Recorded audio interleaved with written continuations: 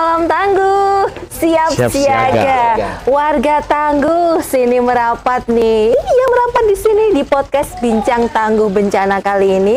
Tentu ada Isya Dewi dan saya saat ini berada di sisi selatan Coffee and Eatery. Menikmati suasana yang rindang banget di sini ya kan. Ada suara gemericik air, duduk-duduk santai sembari menunggu kalau ada mangga yang jatuh dari pohon bisa dibawa pulang ya. Itu bonus, rezeki nggak boleh ditolak. Nah, hari ini kita akan membahas mengenai bagaimana peran Forum Pengurangan Risiko Bencana atau FPRB dan dunia usaha. Jadi harus ada kolaborasi ya dalam menuju Jogja yang tangguh bencana. Jadi hari ini tamunya rame ini. Rame-ramean nanti akan ngobrol dari sisinya masing-masing. Kita akan bersama dengan Ketua Kadin Kota Yogyakarta, ada Bapak Aji Karnanto. Kita Selamat juga sore. bersama dengan Ketua GIPI DIY, Bapak Bobi Ardianto Setio Aji. Dan satu lagi kita juga bersama dengan Bapak Dr. Insinyur Gregorius Sri Wuryanto, Magister Arsitektur, Koordinator Bidang Pengembangan Program FPRB Kota Yogyakarta. Apa kabar Bapak bertiga? Baik, sehat-sehat. Tangguh kabarnya? Tangguh. Super tangguh ya. Jadi kendala apapun itu hanyalah dinamika dalam kehidupan. Betul ya Pak ya? Ya kan, kalau kita mau ngobrol harus semangat dulu ya warga tangguh ya. Jangan jiper duluan. Nah, ini kalau dengan tema yang diangkat kali ini, bagaimana FPRB dan dunia usaha itu berkolaborasi menuju Jogja yang tangguh bencana. Kalau dari Pak Aji, dari Kadin Kota ini sebenarnya melihat menyoroti Jogja itu seperti apa sih, dan yang tangguh bencana dari sisi usaha kalau Jogja bagaimana nih Pak Haji? Monggo silakan. Terima kasih, Mbak. Sebetulnya fase bencana itu kan ada 3 fase menurut kami. Jadi adalah fase sebelum bencana, fase bencana, kemudian pasca bencana. Kalau di fase sebelum bencana, kita mendukung kebijakan dan program pengurangan bencana. Kemudian menyediakan sumber daya, inovasi, dan teknologi, kesiapan dan edukasi pada masyarakat dan UKM. Ya. Kemudian pasca bencana, kita mendukung logistik, dana, dan tenaga saat terjadi bencana. Kemudian yang ketiga adalah fase pasca bencana, pemulihan ekonomi lokal melalui dukungan terhadap terdampak. Itu menurut kami dari sisi pengusaha ataupun dari sisi teman-teman di UKM. Mungkin itu Mbak. Seperti. Ya.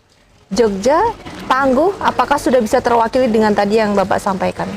Saya pikir kalau ketiga fase itu dilalui, saya pikir kita masih bisa segera kembali eksis kalau memang nantinya ada bencana yang ada resiko terjadi gitu ya. bencana.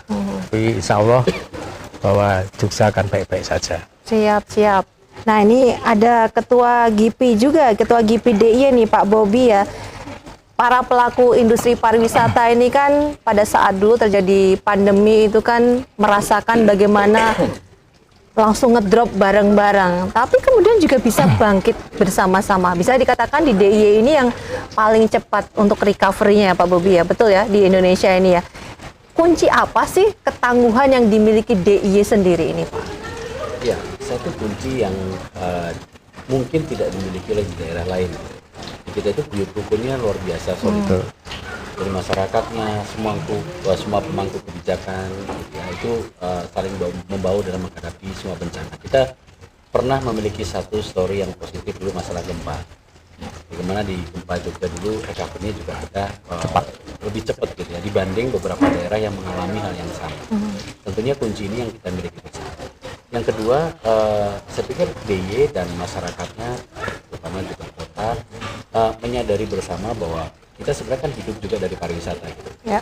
Karena pariwisata itu sangat sensitif gitu ya, dengan beberapa isu negatif masuk kebencanaan. Ya. Nah, ini yang menjadi satu hal yang sangat penting untuk kita kolaborasikan bersama, menjadi satu kesiapan kita sebagai tuan rumah dalam menghadapi bencana.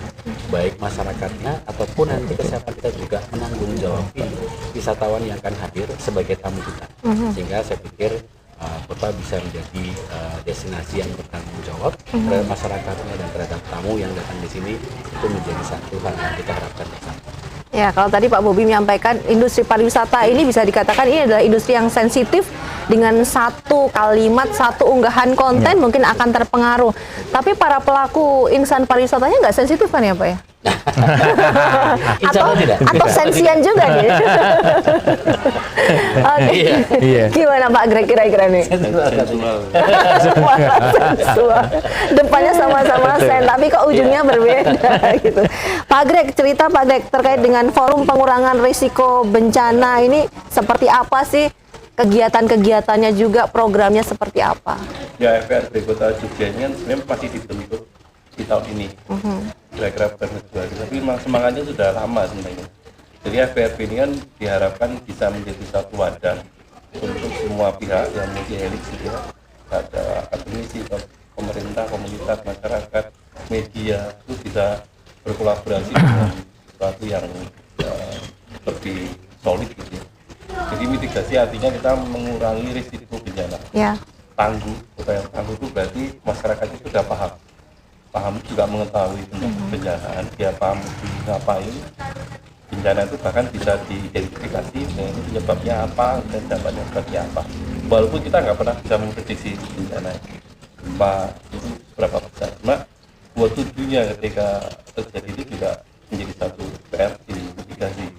Sehingga kalau harapan kita dengan FPRB ini bentuk kolaborasi dengan Pak Bobi, dengan Pak Aji ini bisa lebih konkret dan operasional. Karena di situasi bencana itu kan masyarakat Jogja itu punya aset lokal yang luar biasa bernama biorukun dan solid. Cuma itu pastinya belum cukup. Yang dibutuhkan lagi adalah koordinasi. Karena setiap orang itu bersemangat untuk membantu ketika terjadi bencana. Cuma bagaimana biar tidak tumpang tindih atau tidak berlaku, itu yang kita kurangi dengan forum ini.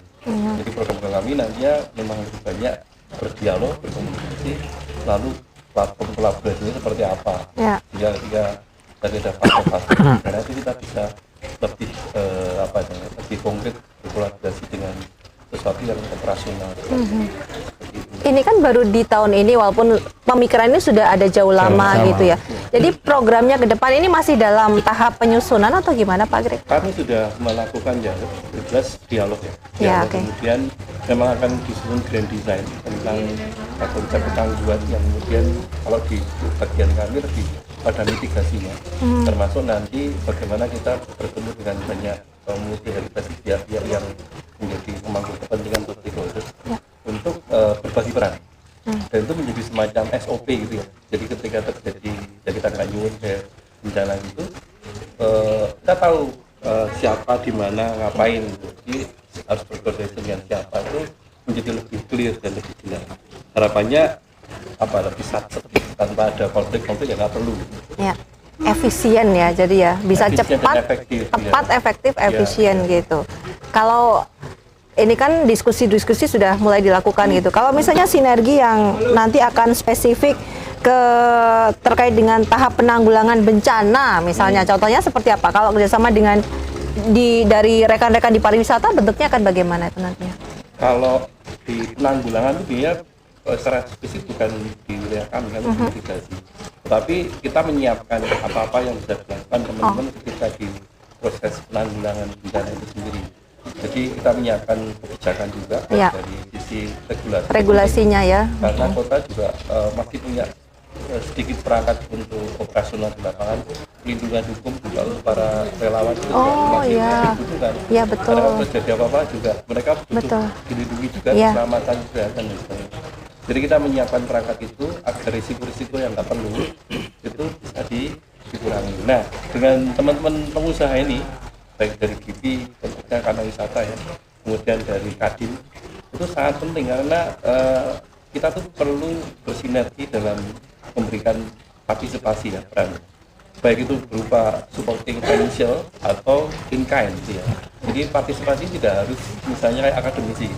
Dia mungkin tidak berupa cash money gitu ya. Tapi supportnya bisa pada kompetensi, keahlian, dan itu bisa menjadi bagian dari tadi konsep membangun modul penanggulangan bencana, seperti apa SOP-nya, itu menjadi bagian dari rekonstruksi dari pengusaha.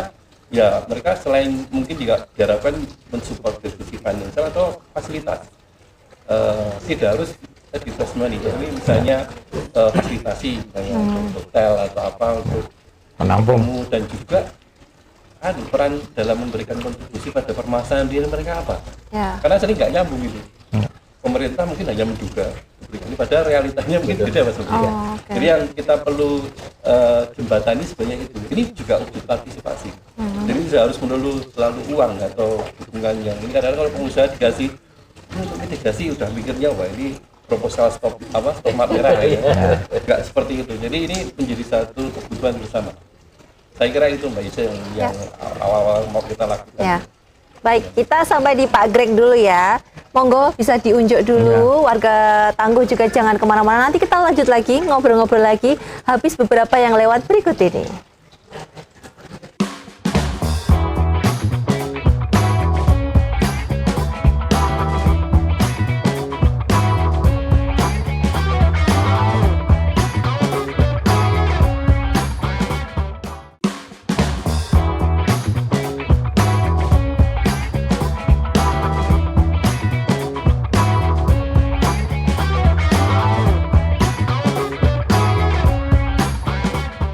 Baik warga Tangguh, lanjut lagi ya kita ngobrol di podcast Bincang Tangguh Bencana. Tentunya saya masih bersama dengan 3 orang tamu saya di kesempatan kali ini. Ada Pak Aji, Pak Bobi, dan juga Pak Greg ya. Tadi Pak Greg banyak bercerita juga apa yang sedang diupayakan oleh rekan-rekan di FPRB gitu. Terutama juga harapannya akan ada kolaborasi dengan dari bidang usaha, dari GIPI, dari Kadin juga. Nah, melanjutkan ini Pak Bobi, kalau tadi yang disampaikan Pak Greg kan di antaranya yang diharapkan nanti perannya kolaborasi dari para pengusaha industri pariwisata itu tidak selalu harus yang berupa uang atau materi, tapi ada hal lain juga. Jadi kalau dari rekan-rekan pariwisata sudah menyiapkan apa saja nanti ke depannya untuk kolaborasi?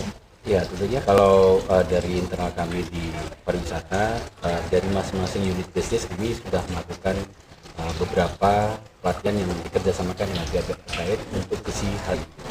Yang kedua, memang kami membutuhkan forum ini. Ya, kembali lagi tadi Pak Greg memberikan garis bawah tentang koordinasi. Karena untuk hal emergensi perlu terkoordinasikan dengan baik, agar apapun yang akan kita lakukan menjadi efektif. Yang kedua, ada satu hal yang dibutuhkan oleh kami, samping itu juga oleh wisatawan sendiri, adalah kejelasan. In case terjadi sesuatu di Jogja, wisatawan ini harus berbuat apa? Kemudian menghubunginya kemana? Ini menjadi satu contingency plan yang seharusnya memang menjadi satu yang terinformasi dengan baik ke wisatawan. Ini harapan kami yang kedua. Yang ketiga, memang secara informasi, karena kembali lagi pariwisata tadi cukup sensitif, agar ada informasi satu pintu gitu ya, tentang kondisi Jogja, baik itu terkait dengan kebencanaan, terkait dengan apapun yang menjadi sensitivitas di pariwisata, itu akan keluar informasi satu pintu. Nah, ini bagian dari koordinasi, dan satu koordinasi untuk kejelasan bersama dan untuk apa yang kita bisa lakukan dalam menanggapi kebencanaan, tentunya menjadi respon kecepatan kita untuk melakukan sesuatu. Ini harapannya, dan dengan forum ini saya pikir ini menjadi satu good news juga buat kita semua, agar nantinya Jogja menjadi benar-benar destinasi yang tangguh bencana dan menjadi destinasi yang bertanggung jawab. Oke, siap. Sebelum itu Pak Bobi, ini berarti sebelum kemudian mulai akan ada koordinasi, kolaborasi dengan FPRB ini, lalu seperti apa teknisnya di lapangan, kendala yang terjadi, dan harus koordinasinya saat ini kemana?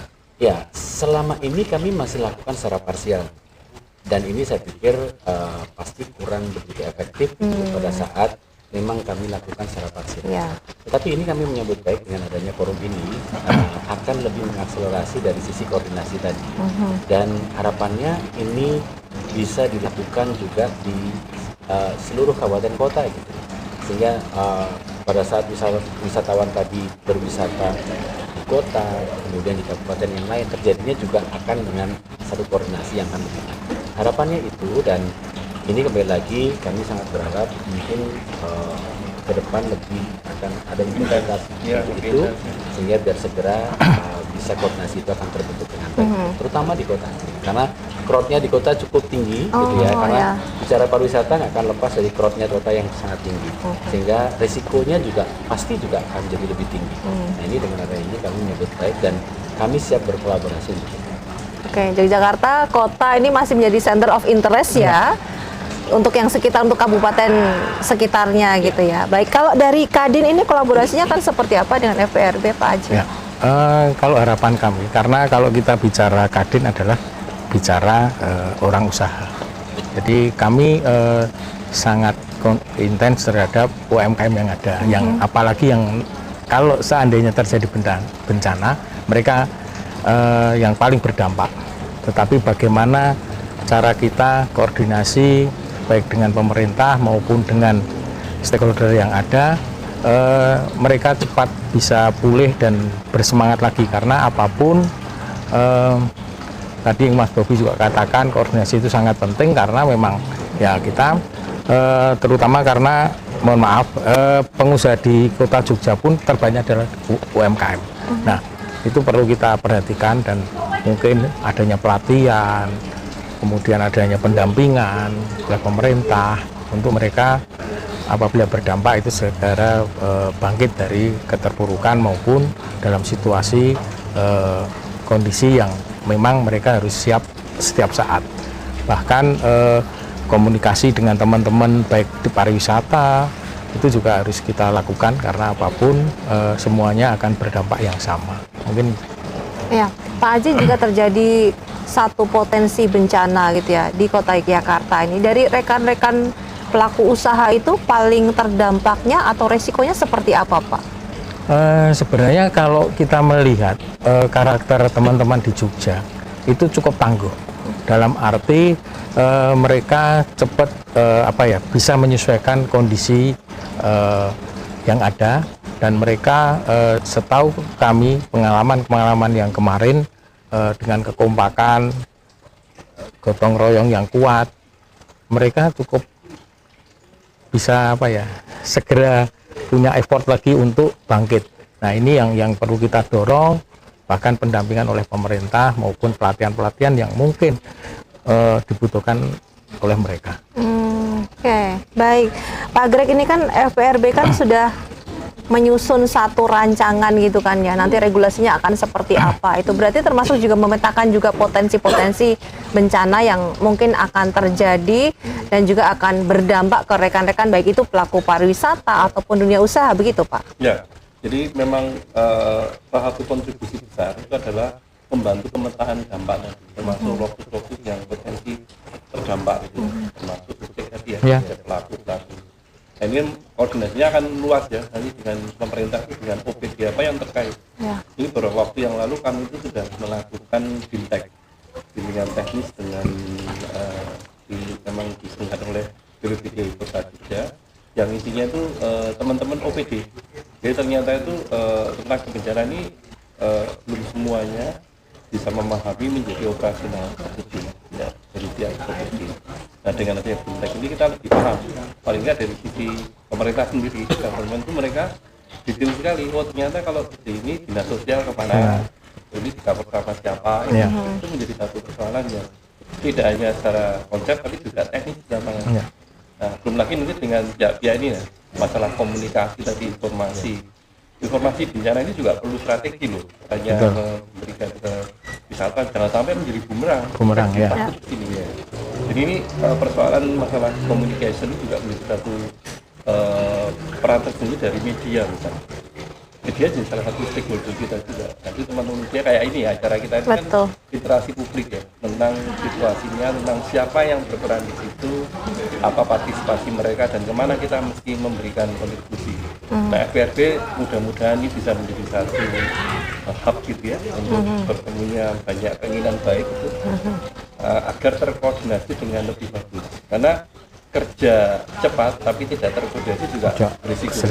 Tapi kerja yang terorganisasi tapi tidak ada action yang pasti juga itu hanya teori. Jadi kita berusaha menggabungkan itu sinergi yang tadi, sehingga aset Jogja yang modal sosial sosial. gotong royong ini luar biasa. Luar biasa. Sudah itu hebat sekali. Nah ini kita buktikan lah kalau bencana ya. Ya mudah-mudahan nggak ada bencana. Bencana. Iya, betul. Mudah-mudahan tidak ada bencana. Tapi memang dari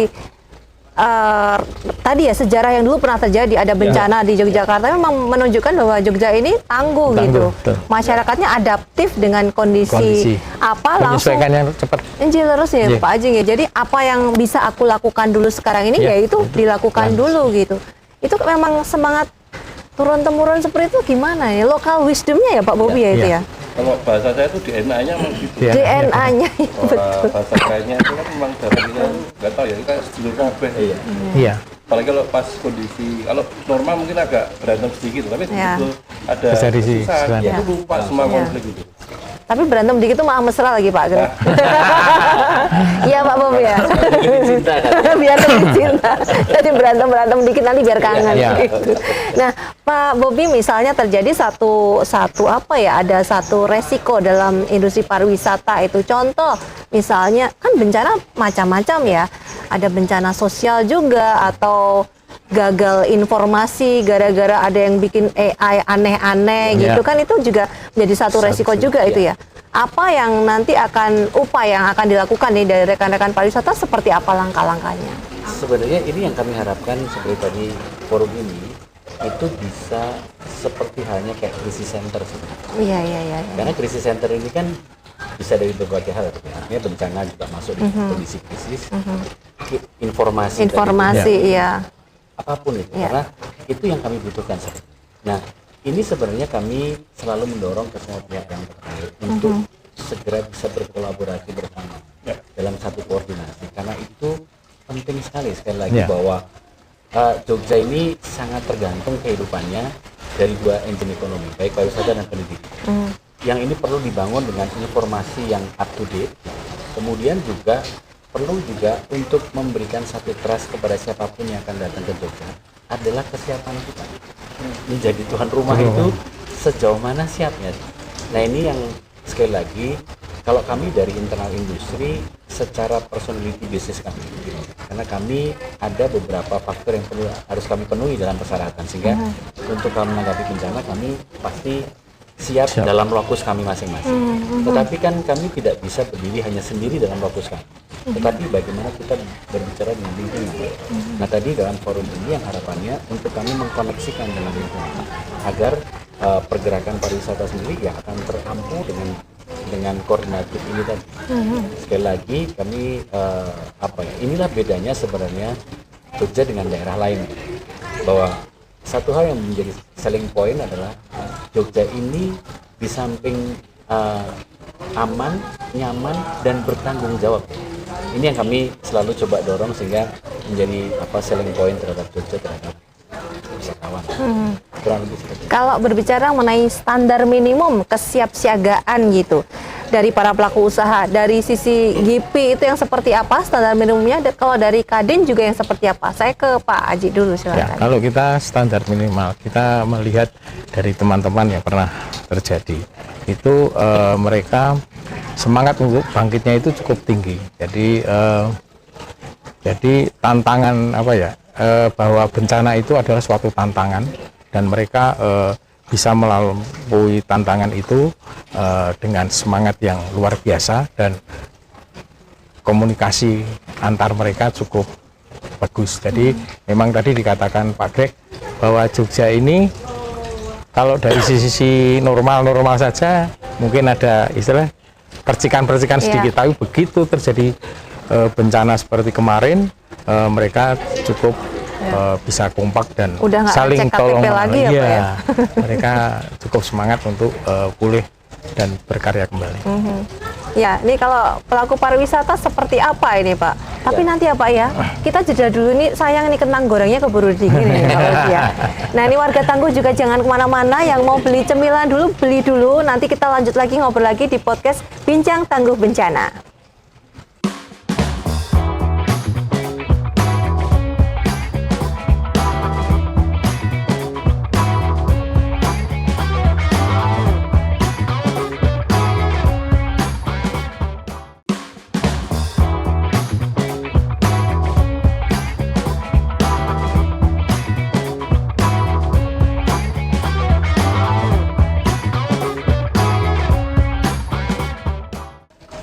Ya, warga Tangguh, merapat lagi yuk. Kita lanjut lagi di podcast Bincang Tangguh Bencana. Tentunya masih ada Pak Greg, Pak Bobi, dan juga Pak Aji.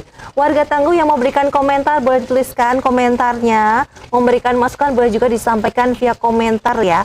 Sekarang ini eranya bebas kita untuk memberikan pendapat. Yang penting bertanggung jawab ya. Jangan asal komen-komen tapi nggak nyambung ya. Misalnya kita ngobrol tentang FPRB, bagaimana kolaborasi, tapi komen tentang kentang gorengnya kurang banyak Mbak. Ya. Itu curahan hati saya itu ya warga Tangguh ya. Itu bukan komentar Anda. Nanti pesan sendiri ya. Jangan malu-maluin. Kode, ini kode ya. Pak Bobi, jadi kalau dari rekan-rekan pariwisata ini standar minimum kesiapsiagaan seperti apa Pak? Ya, kalau di kami kan sisi keselamatan tingkat 3 kan ada sertifikasinya. Ya. Pasti standar kami tersertifikasi. Nah tadi makanya kenapa baik itu di internal karyawan kami, termasuk sisi mitigasinya, di lokus pekerjaan kami itu semuanya pasti ada sertifikasinya. Yeah. Sehingga ini menjadi bagian standar industri kami di pariwisata. Yang kemudian kan tadi yang saya sampaikan konektivitas dengan ring selanjutnya, dalam artian itu dengan di luar lokus di perusahaan kami tentunya itu menjadi satu langkah koordinatif tadi. Makanya kenapa dalam skup kecil kami kalau misalnya dan contoh di teman-teman di industri perhotelan itu selalu punya nomor telepon untuk tadi kontingensi plan. In case misalnya terjadi sesuatu, ini teleponnya kemana, rumah sakit terdekat mana, polsek terdekat mana, vaskes terdekat mana, itu bagian dari langkah mitigasi. Nah tentunya dari MBU ini yang mungkin nanti bisa menjadi akselerasi sesuatu bisa dilakukan. Sehingga nantinya itu menjadi satu langkah terkoordinasi dalam satu struktur yang lebih besar. Dan tadi seperti karena kita yang kita pikirkan bahwa bencana ini kita tidak tahu datangnya kapan. Anytime bisa terjadi. Betul. Dan dimanapun terjadi, baik itu masyarakatnya, wisatawannya, dimanapun tahu mau berbuat apa dalam menghadapi situasi itu yang menjadi penting. Maka dari itu edukasi itu yang sangat kita butuhkan. Kalau di lokus kami ada tuh titik kumpul, Iya, betul, seperti betul, apa betul. itu di dalam lokus kami sudah ada. Jalur evakuasi itu sudah ada ya. Hingga dalam skup yang lebih besar lagi tadi kenapa di FPRB ini kami sangat-sangat mendukung itu karena kami membutuhkan itu gitu ya, untuk langkah koordinatif selanjutnya. Kurang lebih seperti itu. Ya, baik Pak Greg, kalau saat ini dari FPRB ini masih ada kendala atau tantangan apa Pak yang dihadapi? Ya karena volume substansi yang harus kita garap itu masih harus kita pastikan dulu frame-nya kayak apa. Karena memang kadang-kadang FPRB juga masih dimengerti sebagai nanti ikut di penanggulangan bencana. Mereka kami lebih ke mitigasinya, jadi itu bagi kami. Nah, salah satu yang kami juga perlu tahu situasi real dari teman-teman di TV atau di KASU itu adalah sumbatan-sumbatan komunikasi. Jadi mereka seperti kerja sendiri-sendiri selama ini. Artinya, saya informasikan harusnya itu diberikan oleh pelayanan kota.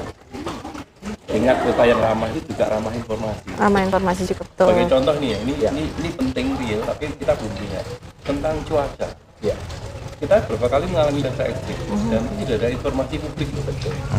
Pada wisatawan misalnya ada kita punya banyak video drone atau apalah media yang bisa dilihat publik. Dan bisa misalnya cuaca, kelembapan berapa, apa yang mesti dilakukan. Itu kita sebagai kota wisata belum ramah tentang informasi. Padahal sangat dibutuhkan oleh mereka untuk misalnya mengatur acara atau paling enggak dress code lah. Iya, betul. Satu persoalan kecil tapi itu sangat penting. Sebagai sentuhan keramahan dan ngayomi. Betul. Nah, ramah informasi ini perlu dikelola. Itu salah sebagai contoh. Kemudian yang lainnya tentang tadi emergency itu juga edukasi publik. Di tiap keluarga mungkin apakah sudah dibiasakan untuk memiliki emergency kit? Kalau terjadi apa-apa, setiap anak sudah menyiapkan apa yang harus dibawa, baju, makanan yang secukupnya gitu. Sampai pada dokumen-dokumen yang satu penting. tas kecil yang betul. Dan kemudian juga di birokrasi. Ketika ada kejadian luar biasa, dokumen hilang semua. Apakah birokrasi kooperatif untuk memberikan layanan extraordinary itu? Dan ini semua menjadi satu kesadaran bersama yang kolaboratif itu sehingga semua itu tentang nek ana apa-apa aku suka mikir saya nggak perlu mikir lagi dokumenku gimana karena sudah dibantu oleh pihak-pihak yang memang di bidang itu administrasi atau birokrasi. Nah ini contoh bagaimana praktek operasional dari kolaborasi. Betul ya. Nanti kalau bisa terlaksana itu jadi nggak rumit lagi segala sesuatu. Jadi lebih tenang juga berkegiatan. Tangguh seperti itu ya Pak Greg ya. Seperti itu. Iya. Tangguh seperti itu ya. Tapi saya jadi ingat ini saya belum nyiapin koper di rumah sendiri tadi. Oh ya. Pak Bobi mau pulang dulu, mau nyiapin dulu, Nyiapin saya koper. tunggu nanti. Atau nanti di bawah lalu unboxing di sini ya, biar warga Tangguh Betul. lihat isinya apa saja. Apa? Evakuasi. Oh jangan malah mau evakuasi isinya ya. Ya sekali lagi untuk warga Tangguh boleh berikan komentar juga ya. Mau request mungkin nanti Pak Greg hadir lagi di podcast berikutnya boleh. Pak Bobi lagi, Pak Aji lagi juga boleh. Disampaikan saja pokoknya ya. Atau mau ini info ada diskon menginap di mana gitu nanti biar disponsori juga dari Pak Bobi ya Pak Bobi. Bisa ya Pak ya? Oh siap loh katanya. Siap pokoknya kan siap sedia ya Pak ya. Siap sedia. Nah, itu kan Saya mau kok. Tangguh seperti itu pokoknya. Nah kemudian nih kalau terkait dengan inovasi apa sih yang sedang disiapkan nih dari FPRB sendiri untuk kedepannya gitu? Ada gebrakan kah gitu untuk bisa menuju yang tadi itu? Ya, keberakaannya sebenarnya sederhana aja. Kita butuh sesuatu yang konkret sebenarnya dan operasional. Karena kalau nggak operasional percuma. Iya. Jadi cuma teori kajian itu enggak. Kami bisa nih dekat dengan teman-teman pelaku usaha maupun siapapun, termasuk teman-teman di kampung kan kita punya forum kampung tangguh bencana. Iya. Itu juga dikepung oleh kampung yang tangguh bencana. Iya. Ada ratusan dan 100 berapa ya. Itu menjadi satu potensi yang harus kita gali dan kita jadikan sebuah kekuatan untuk mewujudkan tangguh tadi. Jadi kalau dibilang gebrakan menurut saya nggak perlu ya, kita nggak perlu yang sensasional, cuma kita yang perlu yang operasional. Nah ini butuh keterbukaan, kemudian di tengah situasi krisis anggaran seperti sekarang itu kan kita butuh kolaborasi. Iya, betul. Kalau hanya mengandalkan dari pemerintah ya waduh itu berat sekali. Ya. Jadi ya kita butuh kesadaran bahwa ini bencana itu adalah nasib kita bersama. Ya. Bersama. Kadini udah kemarin waktu ada FGD tentang itu saya sudah mengatur kalau di dunia industri itu atau usaha itu sudah masuk manajemen bisnis. Nah, artinya di situ kan memang kepentingan bersama, bukan lagi misalnya nanti Kadin itu fasilitasi hanya untuk ini, bukan. Ini untuk kepentingan bersama. Jadi menurut saya mungkin bukan gebrakan, tapi terobosan yang konkret dan operasional yang coba kita wujudkan. Sepakat ya? Betul. Ya, siap. Nah, ini udah sepakat berarti udah selesai kalau gitu. Pokoknya langkah konkret. Langkah konkret. Langkah betul. konkret. Operasional. Iya, Operasional. oke. Menuju ke langkah konkret itu jadi sekarang kalau dari pelaku usaha apa yang disiapkan Pak Aji? Ya, yang jelas teman-teman harus menyiapkan paling nggak secara mental karena apapun kita bersama teman-teman tetap harus dalam situasi apapun kita harus siap karena namanya dan saya yakin bahwa teman-teman UKM di Kota Jogja ini sejauh ini kok hanya bencana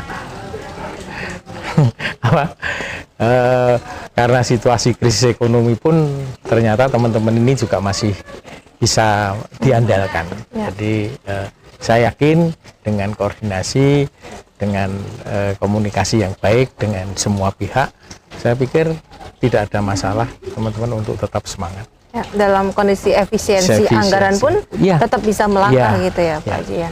Dan mereka justru sekarang ini yang menurut saya yang mereka bisa menunjukkan di antara pelaku-pelaku yang lain karena ya memang dengan apa ya berkurangnya daya beli lah ini akan berdampak ke semuanya baik di pariwisata maupun di semua lini bisnis.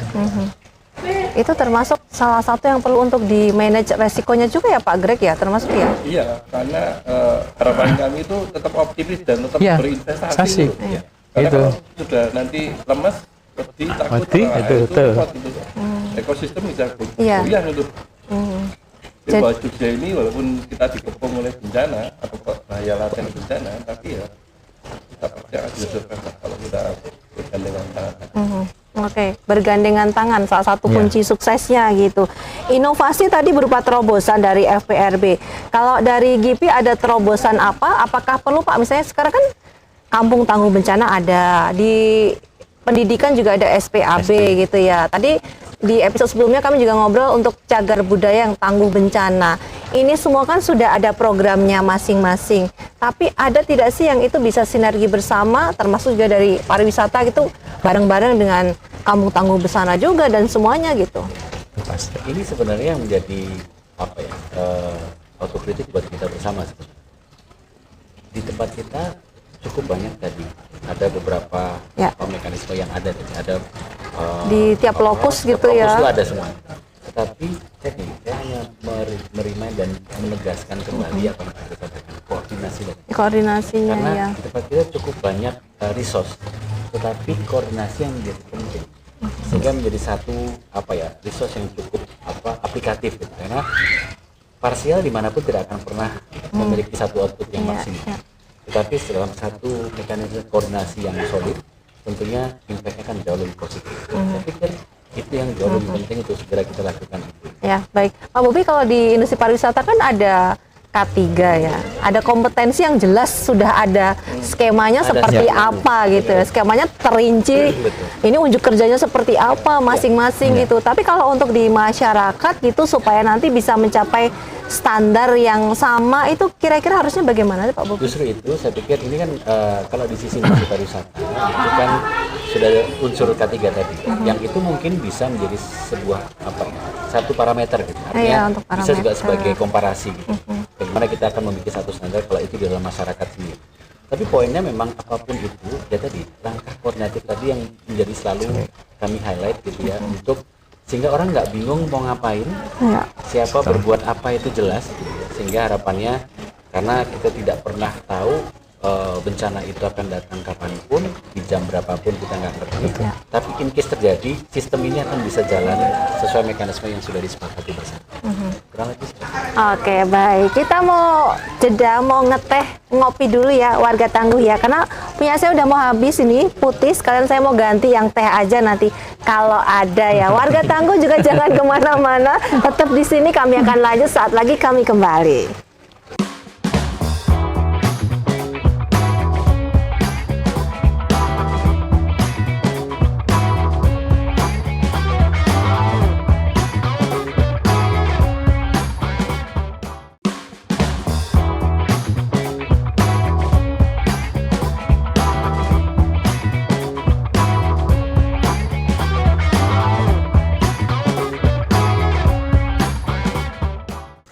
Ya, warga Tangguh gimana? Masih siap sedia kan ya? Kita akan lanjut lagi untuk ngobrol di podcast Bincang Tangguh Bencana kali ini. Semakin hangat ya bahasannya. Ternyata ini dari pelaku pariwisata, dari dunia usaha juga sebenarnya tuh sama-sama ingin bisa berkolaborasi. Jadi tidak masing-masing secara parsial itu bergerak sendiri-sendiri, karena kalau bareng-bareng itu kan akan lebih efisien juga tentunya warga Tangguh ya.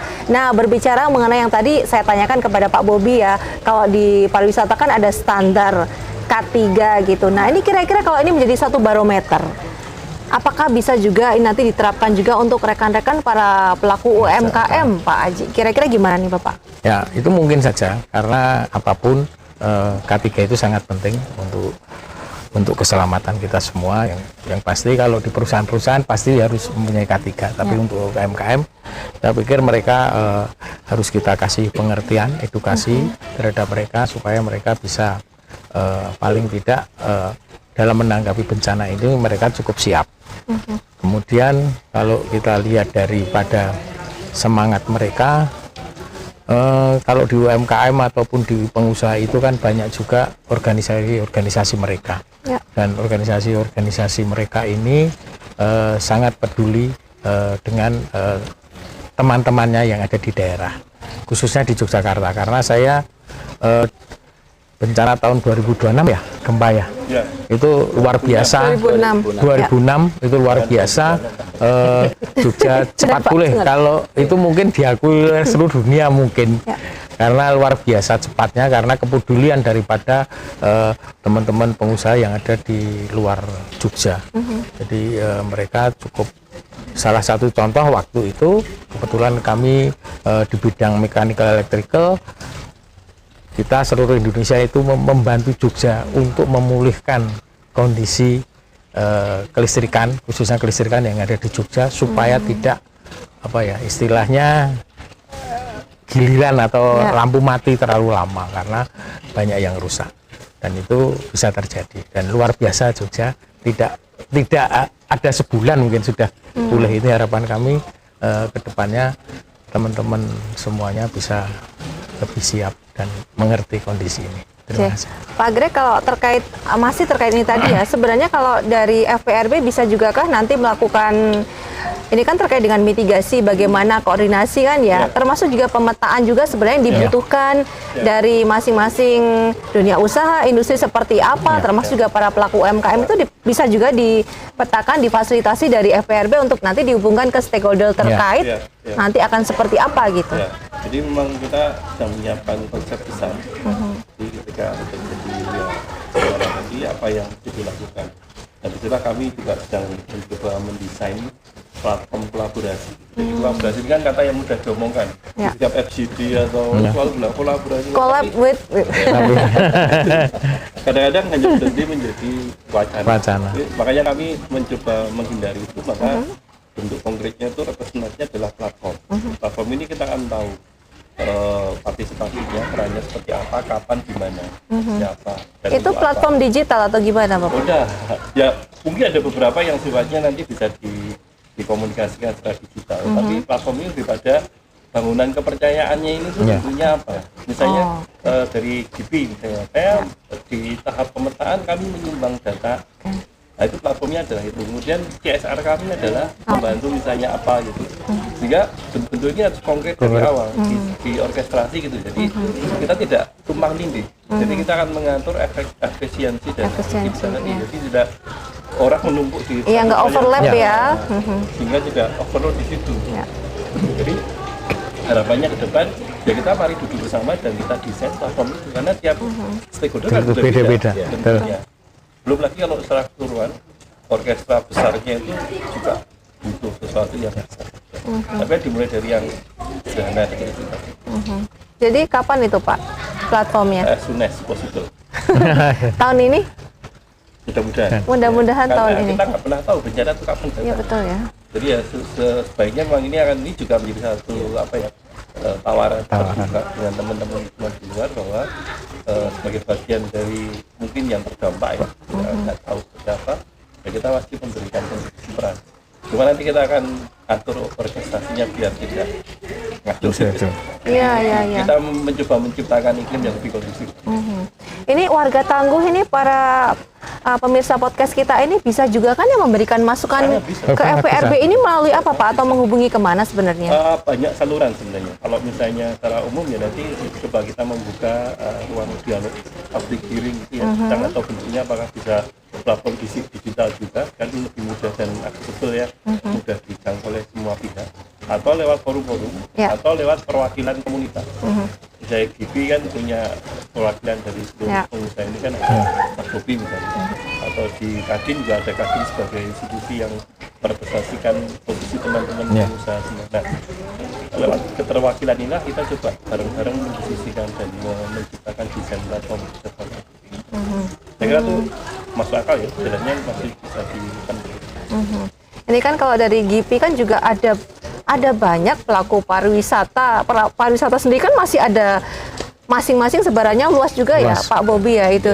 Itu dari rekan-rekan GP sendiri ini juga setiap rutin ada pertemuan itu misalnya adakah juga masukan terkait dengan hal ini terkait dengan bagaimana mengenai biar sama-sama tangguh gitu terhadap resiko bencana Pak? Ya, karena kalau di pariwisata itu kan ada 13 usaha jasa pariwisata.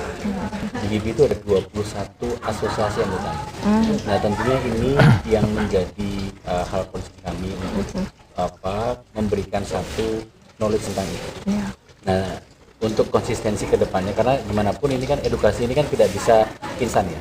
Tapi edukasi ini harus continue dan konsisten kita lakukan karena kembali lagi situasinya juga dinamis. Gitu ya. Tentunya perlu satu konsistensi ini. Nah, ini yang saya pikir nanti Pak Greg mungkin bisa di forum ini kita bisa bicarakan bersama untuk tadi saya kira mau bentuknya mau seperti apa, kemudian konsistensinya akan seperti apa dan ya itu yang kami butuhkan.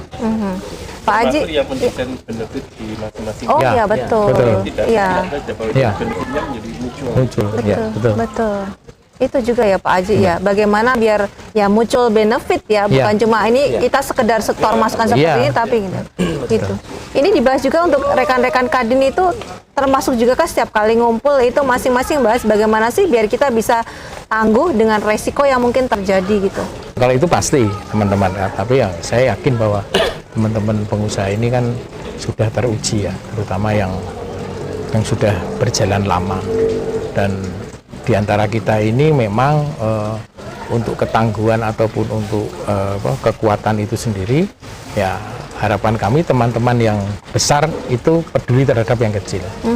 Karena apapun untuk bangkit ini kan dibutuhkan suatu kekuatan atau niat yang kuat. Makanya harapan kami banyak teman-teman, nah ini karena ya tadi saya banyak cerita bahwa pada saat kemarin itu juga teman-teman baik di seluruh Indonesia luar biasa tanggapannya terhadap bencana yang ada di Kota Jogja, menjadikan cepat pulih lah kondisi ini. Ya, kalau dari ketahanan bisnis dari rekan-rekan dunia usaha itu apa Pak tipsnya atau strateginya untuk tahan di dunia bisnis? Sebetulnya cuman semangat ya, semua dilandasi dengan semangat. Kalau dari sisi tadi permodalan, saya pikir dengan kondisi tanggap bencana ya pemerintah juga harus peduli, dan termasuk pengusaha-pengusaha tadi, termasuk CSR itu juga harus diharapkan oleh teman-teman yang memang usahanya masih belum stabil. Jadi semangat itu salah satu kunci, gotong royong tadi itu juga ya. Betul. Kebersamaan itu ya betul, Pak ya. Betul. Baik, Pak Haji, Pak Bobi dan juga Pak Greg, ini kita sudah harus sampai di closing statement dari Pak Haji dulu nih, kira-kira apa yang ingin digarisbawahi bersama, terutama mungkin ini bisa kasih semangat juga buat para pelaku usaha di Yogyakarta biar tetap tangguh gitu Pak Haji. Terima kasih. Bagi teman-teman pengusaha khususnya UMKM yang ada di Kota Yogyakarta, kita tetap semangat dalam kondisi apapun, apalagi di dalam suatu bencana yang kita tidak tahu, tetapi saya yakin bahwa teman-teman tetap punya semangat yang luar biasa. Oke, siap. Pak Bobi, silakan. Ya, ini buat teman-teman semuanya, karena satu hal yang perlu kita sadari bersama bahwa kita hidup di daerah yang memiliki bencana yang cukup kompleks. Tentunya ini menjadi penyadaran kita bersama bagaimana kita harus memiliki knowledge tentang mitigasi itu, dan komunikasi serta koordinasi dari seluruh stakeholder untuk bisa memperkuat kita bersama tentang itu menjadi satu hal yang perlu kita upayakan bersama. Mantap, kolaborasi kuncinya ya. Pak Greg, silahkan Pak. Baik, warga Jogja dan semua pihak ya. Jadi kita berusaha menciptakan sebuah proses mitigasi yang merupakan sebuah ekosistem yang dibangun oleh kolaborasi kepercayaan.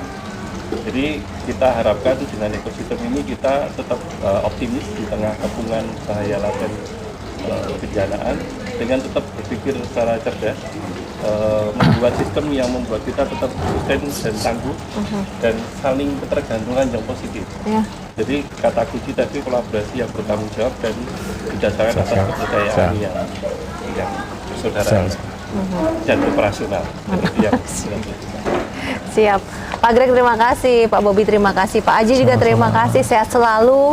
Para pelaku dan juga usahanya, untuk pariwisata juga, untuk para pelaku usaha dan UMKM juga, dengan rekan-rekan FPRB juga sehat selalu, Pak Greg. Dan juga warga Tangguh harus tetap siap siaga juga, sehat selalu, jaga kesehatan, dan harus tetap jaga kewaspadaan ya. Apapun ini bisa terjadi, resiko bencana bisa terjadi kapan saja. Yang penting kita harus siap siaga. Berarti sudah saatnya Isu Dewi pamit dari Bincang Podcast kali ini. Kita ketemu di episode berikutnya dengan tema yang berbeda, tamu yang berbeda. Saya Isu Dewi, sampai jumpa dan salam tangguh. Siap siaga. Sampai jumpa.